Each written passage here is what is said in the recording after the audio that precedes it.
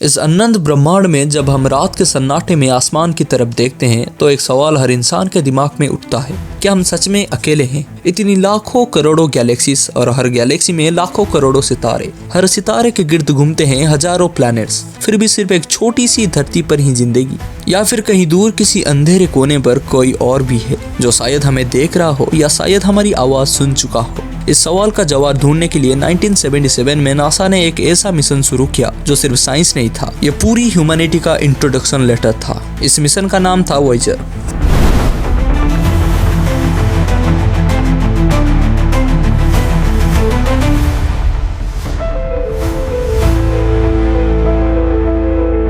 Voyager क्या था?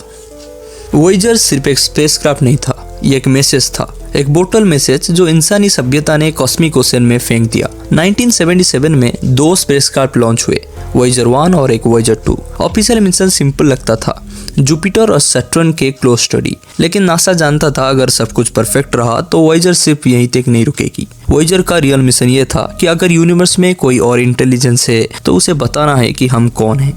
1960s में नासा के इंजीनियर्स ने एक शॉकिंग चीज नोटिस की। 1970s के एंड में जुपिटर, सैटर्न और यूरेनस और नेपच्यून एक परफेक्ट अलाइनमेंट पे आने वाले थे। ऐसा अलाइनमेंट 175 साल में सिर्फ एक बार होती है। इसका मतलब है एक स्पेसक्राफ्ट प्लैनेट की ग्रेविटी का यूज करते हुए एक्स्ट्रा स्पीड ले सकता है। इसी टेक्निक को कहते हैं ग्रेविटी असिस्ट।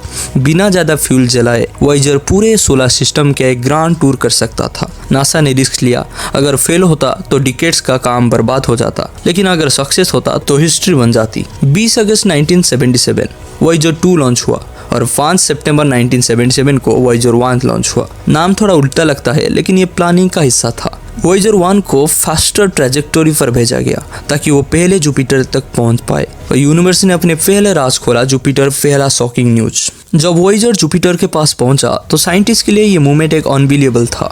जुपिटर के रिंग्स देखा गया और उसका मून पर एक्टिव वोल्केनोस। ये शॉकिंग इसलिए था क्योंकि अर्थ के अलावा पहली बार किसी और दुनिया को जियोलॉजिकल अलाइव पाया गया था। मतलब यूनिवर्स इतना डेड नहीं है जितना हम सोचते थे। वॉयेजर फिर सैटर्न के पास गया। सैटर्न के रिंग्स की इतनी डिटेल इमेज आई जिन्होंने टेक्स्ट बुक बदल दी, लेकिन असली मिस्ट्री था टाइटन। टाइटन का डेंस एटमॉस्फेयर लिक्विड मीथेन के साइंस में है। ये भी साइंटिस्ट पूछते हैं कि अगर लाइव कार्बन के अलावा भी पॉसिबल है तो टाइटन का कैंडिडेट हो सकता है।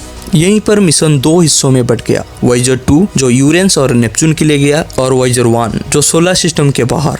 वॉयेजर 1 को एक ऐसा रास्ते पर डाला गया जहां पर वो इंटरस्टेलर स्पेस तक पहुंच सके। और फिर आया हमारे हिस्ट्री के सबसे इमोशनल मोमेंट। 14 फरवरी 1990 वॉयेजर 1 सोलर सिस्टम के एज के पास था।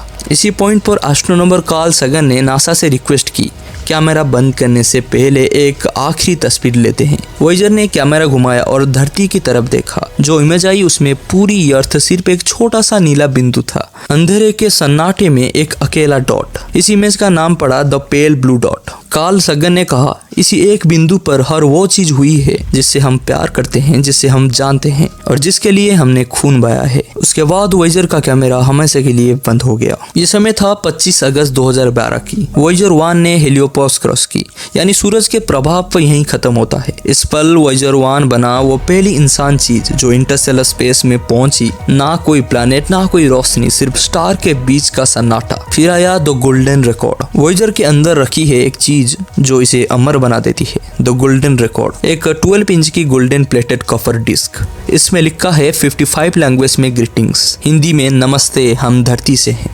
धरती की आवाजें जैसे कि बारिश, हवा, ट्रेन, दिल की धड़कन और वर्ल्ड म्यूजिक्स जैसे कि बीतोव अफ्रीकन, भारत से केसरबाई केरकर। 115 इमेजेस जैसे कि डीएनए, ह्यूमन बॉडी, माँ बच्चा, Taj Mahal, great wall of China और सबसे खास इस प्यारी धरती की कॉस्मिक एड्रेस दिया गया है पल्सर्स के रेफरेंस से, ताकि अगर कोई इसे पाए तो हमें ढूंढ सके।